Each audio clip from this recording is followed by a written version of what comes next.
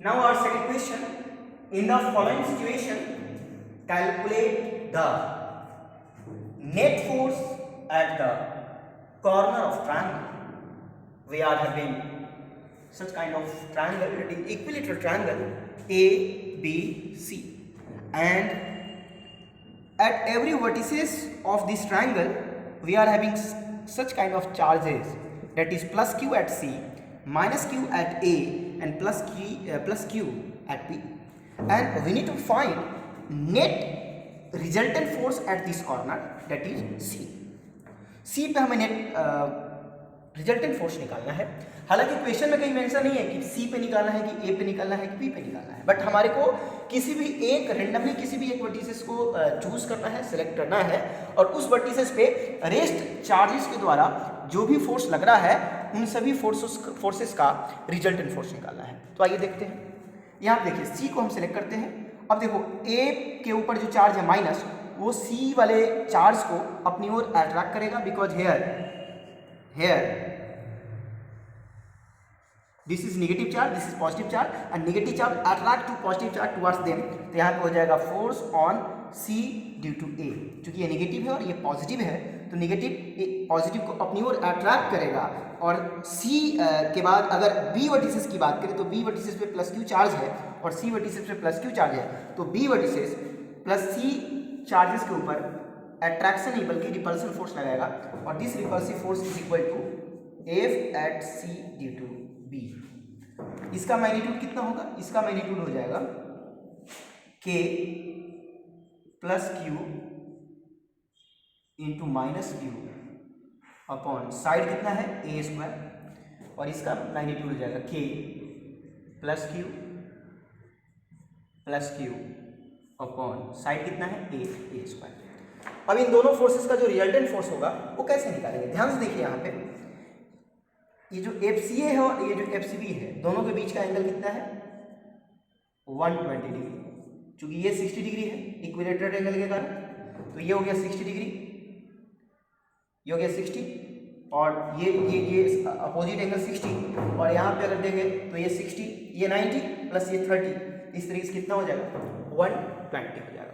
अब ध्यान से देखिए, यहाँ पे अगर हम रिजल्टेंट फोर्स निकालें तो दो तरह का फोर्स है, कुछ इस तरीके से सी पॉइंट से मान लीजिए, ये जो फोर्स है इसका नाम है FCA, और ये जो फोर्स है जिसका नाम है FCB, और ये एंगल कितना हमने देखा? 120 डिग्री। तो यहाँ भी आप रिजल्टेंट फोर्स निकाल सकते हैं। रिजल्टेंट फोर्स जो होगा FR, वो इक्वल होगा, वो किसके इक्वल होगा? यहाँ पे देखिए किसके इक्वल, K इक्वल किसके हो गया? K मॉड के बाहर प्लस Q, मॉड के बाहर plus Q, K Q square by A square, और इसका देखिए K प्लस Q मॉड के बाहर plus Q minus Q mod के बाहर plus Q upon A square, तो ये भी कितना हो जाएगा? K Q square by A square. तो दोनों का मैग्नीट्यूड देखो सेम ही है, इसका भी मैग्नीट्यूड उतना ही है, इसका भी मैग्नीट्यूड उतना ही है। यहाँ पे इंपॉर्टेंट बात ये है जो समझने की आवश्यकता है हमें, कि कभी भी पॉजिटिव और नेगेटिव चार्जेस का मॉड जो होता है वो हमेशा पॉजिटिव ही होता है। पॉजिटिव और नेगेटिव चार्ज लीजिए या पॉजिटिव चार्ज लीजिए, जब उसको मॉड में डालिएगा तो नेगेटिव चार्ज भी पॉजिटिव बनता है और पॉजिटिव चार्ज तो पॉजिटिव होता ही है। तो इलेक्ट्रोस्टैटिक फोर्स ऑफ अट्रैक्शन में जो भी नेगेटिव चार्ज है उसका भी मॉड लेते हैं और पॉजिटिव चार्ज जो है उसका भी मॉड लेते हैं।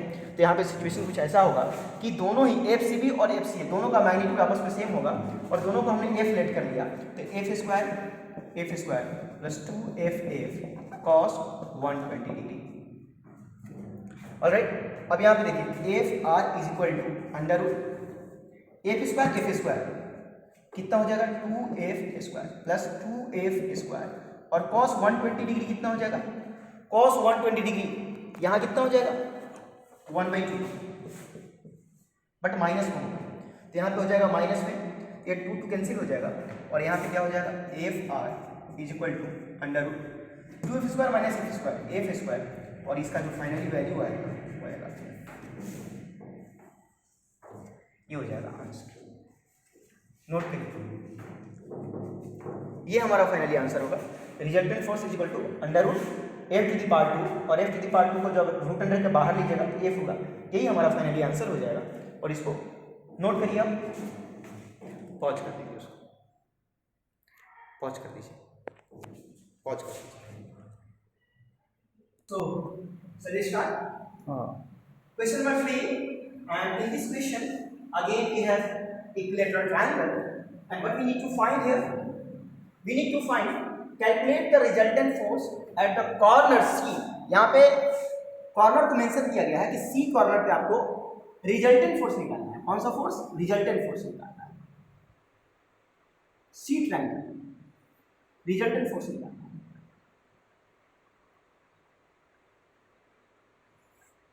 और इस सिचुएशन में निकालना है। तो यहाँ पे रिजल्टेंट फोर्स कैसे निकालना है? देखिए, ये प्लस क्यू चार्ज है ए पे, वर्टिसेस ए पे, वर्टिसेस बी पे भी प्लस क्यू चार्ज है। हमें वर्टिसेस सी पे नेट रिजल्टेंट फोर्स निकालना है जहाँ प्लस क्यू चार्ज है। तो ये भी प्लस क्यू, ये भी plus Q, similar charge repel to each other, तो ये ऐसे रिपल्सन फोर्स लगाएगा और ये कहलाएगा force on C due to A. B corner पे बी वर्टिसेस पे प्लस क्यू चार्ज है और सी पे भी पहले से प्लस क्यू है, तो यहाँ भी रिपल्सिव फोर्स लगेगा और इसका नाम दे दिया हमने force on C due to B. और ये तो आपको हमने बताया ही, this is what force on C due to A. But यहाँ पे एक चीज़ और है, सेंटर पे इस ट्रायंगल के मिड पॉइंट सेंटर पे भी एक प्लस क्यू चार्ज है और ये भी प्लस नेचर का है, और वर्टिसेस पे जो वर्टिसेस पे जो प्लस क्यू चार्ज है ये भी प्लस नेचर का है। यहाँ भी रिपल्सन फोर्स लगेगा और इसको हमने कह दिया force on C due to P. इसको पी नाम दे देते हैं, सेंटर को हमने क्या नाम दे दिया? पी नाम दे दिया। अब इन तीनों फोर्स के द्वारा रिजल्टेंट फोर्स कितना होगा वो वैल्यू हमें फाइंड आउट करना है। तो फोर्स ऑन सी बी, ये हमने प्रीवियस क्वेश्चन फर्स्ट क्वेश्चन में हमने निकाला था, force on C due to B, ये आया था के Q square by A square. यहाँ भी साइड ए है, यहाँ भी साइड क्या है ट्रायंगल का? ए। यहाँ भी ट्रायंगल का साइड ए, तो यहाँ पे भी, और एफ सी जो है F force on C due to B इतना वैल्यू हुआ, और force on C due to A ये भी k q by q square by. इन दोनों का रिजल्ट हमने प्रीवियस क्वेश्चन में निकाला था, √3f हो रहा था। यहाँ पे अगर इसका मैग्नीट्यूड अगर हमने निकाल लिया तो फिर इन दोनों का रिजल्ट हम पहले से जानते हैं, और इसका मैग्नीट्यूड अगर निकाल लिया तो फिर इसका मैग्नीट्यूड प्लस इन दोनों का मैग्नीट्यूड हमने फर्स्ट क्वेश्चन में निकाला था, दोनों को ऐड करके हम force on C resultant force on C find out कर सकते हैं। तो आइए एफ सी पी निकालते हैं, force on C due to P. यहाँ पे जो फोर्स होगा, देखो ये सारे वेक्टर क्वांटिटी, नेचुरल सी बात है वेक्टर क्वांटिटी होगा, because it is what, it is force. तो force on C due to P अगर निकालते हैं तो ध्यान से देखिए, इनके बीच का जो डिस्टेंस है ये a बाई √3 होगा। आप कैलकुलेट करके वैल्यू निकाल सकते हैं। साइड a है और हाफ साइड कितना है? a by B. इस साइड को हाफ दो पार्ट में ब्रेक करें, इस पूरे साइड को अगर दो पार्ट में ब्रेक करें तो a बाई 2 होगा। इस तरह से इस ट्रायंगल को कंसीडर करते हुए, देखो ये ध्यान से, ये कौन सा ट्रायंगल? राइट ट्रायंगल है, और राइट ट्रायंगल को कंसीडर करते हुए आप यहाँ पे ये वाला वैल्यू निकाल सकते हैं। ये आएगा a बाई √3 आएगा, और ये 60 डिग्री है टोटल एंगल, तो 60 डिग्री ये है और ये a बाई 2 है, तो आप नेचुरली ये वाला साइड निकाल सकते हैं। सिमिलरली ये वाला भी साइड निकाल सकते हैं। ये कितना है? a बाई 2, और ये कितना है? 60 डिग्री। तो हमने निकाला हुआ है, ऑलरेडी कैलकुलेट किया है। ये जो वैल्यू है, ये जो डिस्टेंस है a बाई 2√3 है, और ये जो डिस्टेंस है ये a बाई √3 है। तो यहाँ पे सेंटर पे प्लस क्यू चार्ज और सी पे भी प्लस क्यू चार्ज, दोनों के द्वारा अगर आप यहाँ पे डिस्टेंस निकालोगे तो a बाई √3 आ रहा है, और यहाँ पे जो फोर्स ऑफ अट्रैक्शन निकालोगे, इलेक्ट्रोस्टैटिक फोर्स ऑफ रिपल्सन निकालोगे, अट्रैक्शन तो नहीं रिपल्सन तो सिमिलर चार्ज है, ये हो जाएगा के क्यू स्क्वायर अपॉन साइड कितना है? a बाई √3, ये a से a कैंसिल हो जाएगा। ऑलराइट, सॉरी ये तो क्यू स्क्वायर है ना, ये a। ध्यान से देखिए, आप यहाँ पे इन दोनों के द्वारा resultant F R due to F force on C due to B plus force on C due to A, ये हमने निकाला था लास्ट प्रॉब्लम, फर्स्ट प्रॉब्लम में यह था √3f। ऑलराइट, और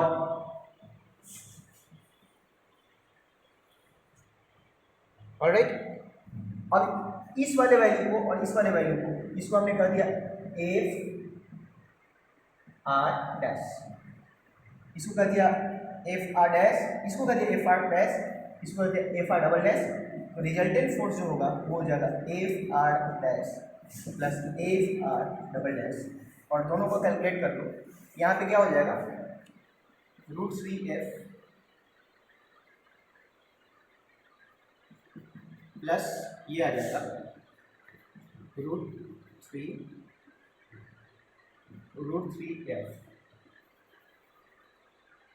f की वैल्यू यहाँ पे सब्स्टिट्यूट कर दो, कितना आएगा, k Q square upon k square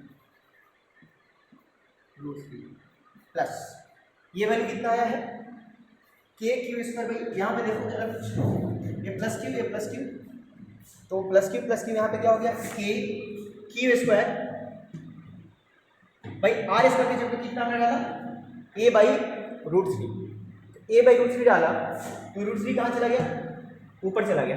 तो ये कितना हो गया, ये कितना आ गया, k क्यू स्क्वायर बाई, एक चीज़ हमने यहाँ पे मिस्टेक की है क्या, आर स्क्वायर होगा ना, एक चीज़ यहाँ पे मिस्टेक किया है, k Q square by R square होगा, आर की वैल्यू कितना है, a स्क्वायर बाई, तो ये हो जाएगा 3। Now it is clear, 3f। f कहो क्यों, f क्यों कहेगा, चूंकि यहाँ पे वैल्यू कितना आएगा, k Q square by k square, तो ये हो गया 3f। यहाँ पे आप सब्स्टिट्यूट कर दो 3k Q square by square, यहाँ पे कॉमन ले लो, √3 प्लस 3k क्यू स्क्वायर, ये हो गया, ये हो गया आपका आंसर। यहाँ पे अल्टीमेटली क्या देखा हमने, दो फोर्स का ऑलरेडी रिजल्टेंट फर्स्ट क्वेश्चन में निकाला था, जिसका नाम हमने दिया है एफ आर डैश, और सेंटर के द्वारा जो फोर्स लगा वर्टी से सी पे उसका नाम दे दिया एफ आर डबल डैश, और फिर इन दोनों को हमने क्या किया, आपस में ऐड कर दिया, रिजल्टेंट फोर्स निकाल लिया, ये हमारा रिजल्टेंट फोर्स था।